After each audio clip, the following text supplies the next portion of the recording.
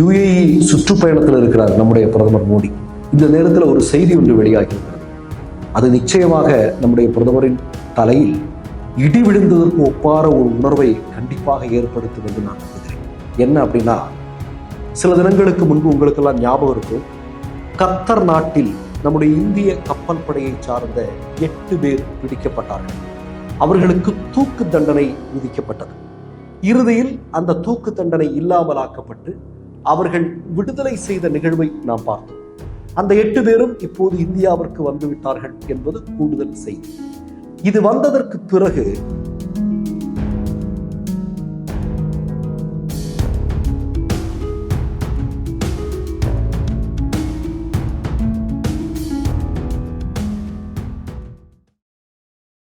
Malaysia, Singapore, Dubai நாடுகளில் குடியுரிமை வேண்டுமா? வெளிநாடுகளில் வெற்றிகரமாக இயங்கிக் கொண்டிருக்கும் பெரும் தொழில் நிறுவனங்களில் முதலீடு செய்ய விரும்புகிறீர்களா? பொது வர்த்தகங்களில் ஏற்றுமதி இறக்குமதி செய்ய வேண்டுமா? உடனடி தொடர்பு கொள்ளுங்கள்.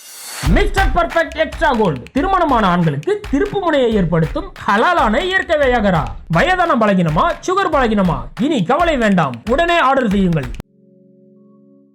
இந்த சேனல் மக்களுக்காக செயல்படுகிறது என்று நீங்கள் நம்பினால், வாய்ப்பிருந்தால் எங்களுக்கு முடிந்த உதவியை செய்யுங்கள். வணக்கம். UAE சுற்றுப்பயணத்தில் இருக்கிறார் நம்முடைய பிரதமர் மோடி. இந்த நேரத்தில் ஒரு செய்தி ஒன்று வெளியாகி இருக்கிறது. அது நிச்சயமாக நம்முடைய பிரதமரின் தலையில் இடி விழுந்ததற்கு ஒப்பான ஒரு உணர்வை கண்டிப்பாக ஏற்படுத்தும் என்று நான் நம்புகிறேன். என்ன அப்படின்னா, சில தினங்களுக்கு முன்பு உங்களுக்கெல்லாம் ஞாபகம் இருக்கும், கத்தர் நாட்டில் நம்முடைய இந்திய கப்பல் படையை சார்ந்த 8 பேர் பிடிக்கப்பட்டார்கள். அவர்களுக்கு தூக்கு தண்டனை விதிக்கப்பட்டது. இறுதியில் அந்த தூக்கு தண்டனை இல்லாமலாக்கப்பட்டு அவர்கள் விடுதலை செய்த நிகழ்வை நாம் பார்த்தோம். அந்த 8 பேரும் இப்போது இந்தியாவிற்கு வந்துவிட்டார்கள் என்பது கூடுதல் செய்தி. இது வந்ததற்கு பிறகு நீங்க RSS சமூக ஊடகங்கள்ல பார்த்தீங்க அப்படின்னா, இது மோடிக்கும் மோடியினுடைய ராஜதந்திரத்திற்கும் கிடைத்த வெற்றி. மோடி சொன்னதால தான் இதெல்லாம் நடந்தது, இல்லாம இருந்தா இவர்களை காப்பாற்றி இருக்க முடியாது. இந்திரா காந்தியை விட ஒரு வலுவானவர், ஒரு ஒரு ஒரு மிகப்பெரிய ஒரு சக்தி படைத்தவர் மோடி அப்படின்னு சங்க பரிவார கும்பல் தங்களுடைய சமூக ஊடகங்கள்ல ஒரு செய்தியை வெளியிட்டுக் கொண்டிருக்கிறார்கள். இந்த நேரத்துல தான் சுப்பிரமணிய சுவாமியினுடைய ஒரு ட்வீட் ஒன்று வெளியே வந்திருக்கு. அதுல அவர் என்ன சொல்லியிருக்கார் அப்படின்னா, கத்தரில் பிடிக்கப்பட்ட இந்திய கப்பற்படையை சார்ந்த 8 பேர் விடுவிக்கப்பட்டதில் மோடிக்கும் இந்தியாவுடைய வெளியுறவுத்துறைக்கும் எந்த விதமான பங்கும் இல்லை. ஷாருக் கான் என்று சொல்லக்கூடிய இந்தியாவின் மிகச்சிறந்த நடிகர், மனிதநேய பண்பாளர், அவர் அந்த நாட்டின் பிரதிநிதிகளோடு பேசிய காரணத்தினால் தான் இந்த 8 பேரும் விடுவிக்கப்பட்டார் அப்படின்னு சுப்பிரமணிய சாமி தன்னுடைய சமூக வலைக்கணக்கில் ஒரு பதிவை அவர் போட்டிருக்கிறார். இங்க என்ன அப்படின்னா, இது மோடியால் நடந்தது, இது அவரால் நடந்தது, இவரால் நடந்தது, இவர் இல்லைன்னா அப்படித்தான் அப்படின்னு. அதுவும் தேர்தல் வரப்போகுது இல்லையா? 400 இலக்கு வைத்திருக்கிறார்கள். 400 இடங்கள். எதுக்கு 400 இடங்கள்? 400 இடங்களில் வந்தால்தான் இந்தியாவை பார்ப்பனிய நாடாக, பார்ப்பனிய சித்தாந்தத்தின் அடிப்படையிலான நாடாக மாற்ற முடியும் என்கிற RSS திட்டம். அதற்காக அளவு கடந்த பொய்களை, உங்களுக்கெல்லாம் நல்லா தெரியும், உலகத்திலேயே சமூக ஊடகங்களில் அதிகமான பொய்களை பரப்பக்கூடிய நாடு எது அப்படின்னா அது நம்முடைய இந்தியா தான். இந்தியாவில் சமூக ஊடகங்கள்ல உங்களுக்கு பெரும்பாலும் இந்த சங்க பரிவாரங்கள் 99% பொய்களை மட்டுமே பரப்பி கொண்டிருப்பார்கள்.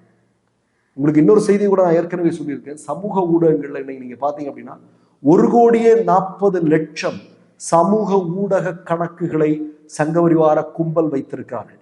இதன் வழியாக ஒரு அக்கௌண்ட்ல ஒரு பொய்யான செய்தி போட்டா நொடியில நீங்க பாத்தீங்க அப்படின்னா மிகப்பெரிய அளவில் அதை சங்க பரிவாரங்கள் அதை பார்த்து விடுவார்கள். சங்க பரிவாரங்களுக்கு இருக்கக்கூடிய ஒரு பிரத்யேகமான ஒரு திறமை என்ன அப்படின்னா, அவன் எதை நம்புறானோ அதை கேள்விக்குட்படுத்த மாட்டான்.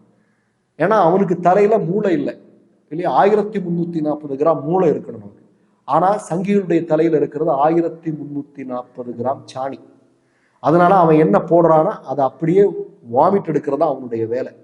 இதைத்தான் இவர்கள் செய்து கொண்டிருக்கிறார்கள். அமித்ஷா இதை பகிரங்கமாகவே ஒத்துக்கிட்டு இருக்கிறார். எங்ககிட்ட நாங்க இவ்வளவு சமூக ஊடக கணக்குகள் இருக்கு, நாங்க அது வழியா நாங்க என்ன வேணா பொய்யை கூட உண்மையாக்கிடுவோம் அப்படின்னு அமித்ஷா சொன்ன வீடியோ இன்னைக்கு சமூக ஊடகங்கள் இருக்கு. அப்ப என்ன அப்படின்னா, கத்தரிலிருந்து விடுவிக்கப்பட்ட 8 இந்தியர்கள், அவர்களை விடுவிப்பதில் மோடிக்கும் அந்த இந்தியாவுடைய வெளியுறவுத்துறை அமைச்சகத்திற்கும் எந்த விதமான பங்கும் இல்லை என்றும், இந்த ஷாருக் கான் அவர்களிடம் மோடி நேரடியாக பேசியிருக்கிறார். எப்படியாவது தம்பி கொஞ்சம் சொல்றியாப்பா, சொல்லி எனக்காக இது பண்ணி கொடுக்கிறியாப்பா அப்படி என்று ஷாருக் கானிடம் கேட்டதாகவும், இறுதியாக சுப்பிரமணிய சாமி ஒன்று சொல்றாரு, அபுதாபிக்கு அதாவது யுஏஇக்கு பயணம் செய்யும் போது மோடி ஷாருக் கானையும் கூட அழைத்து செல்ல வேண்டும் அப்படிங்கிற ஒரு கோரிக்கையை சுப்பிரமணிய சாமி முன்வைத்திருக்கிறார். பாருங்களேன், பொய்யிலே பிறந்து பொய்யிலே வளர்ந்து பொய்யிலே ஊறி பொய்யிலே கட்சி நடத்தி பொய்யிலே மக்களை ஏமாற்றி இப்படி ஒரு கட்சி உலகத்துல வேற எங்கேயாவது பார்க்க முடியுமாங்க? இப்படி ஒரு கட்சியும் சில தலைவர்களும் வெட்கமாக இல்லையா அப்படின்னு தான் நம்ம கேட்க தோணுது. மற்றொரு நிகழ்வில் சந்திப்போம். நன்றி, வணக்கம். மை நேம் இஸ் ரெட் சேனலை சப்ஸ்கிரைப் பண்ணிக்கோங்க. அதுக்கப்புறமா பக்கத்தில் இருக்கிற ஜாயின் பட்டனை கிளிக் பண்ணீங்கன்னா ஒரு நியூ பேஜ் ஒன்று ஓப்பன் ஆகும். அதுலேயும் ஜாயின் பட்டனே கிளிக் பண்ணிக்கோங்க. அதில் பார்த்தீங்கன்னா credit card, debit card options இருக்கு. இதில் உங்களுக்கு விசா, மாஸ்டர் கார்டு, ரிப்பே அப்படின்னு 3 ஆப்ஷன்ஸ் கொடுத்துருக்காங்க. அதில் நீங்கள் எந்த கார்டு சூஸ் பண்ணுறீங்களோ அந்த கார்டோட நம்பர் என்டர் பண்ணிக்கோங்க. அப்புறமா கார்டோட வேலிடிட்டி மந்த் அண்ட் இயரை டைப் பண்ணிக்கோங்க. அடுத்தபடியாக உங்கள் கார்டோட பின்னால் CVC கோடுன்னு சொல்லிட்டு 3 நம்பர்ஸ் கொடுத்துருப்பாங்க. அந்த நம்பரை இதில் என்டர் பண்ணிக்கோங்க. அப்புறமா அட்ரஸ் அண்ட் இன்ஃபர்மேஷன் என்டர் பண்ணிட்டு பைங்கிற பட்டனை கிளிக் பண்ணிக்கோங்க. ஒருவேளை உங்க கார்டு நம்பர் இன்வாலிட்னு காமிச்சிச்சுன்னா உங்க கார்டுல இன்டர்நேஷனல் யூசேஜை எனேபிள் பண்ணுங்க.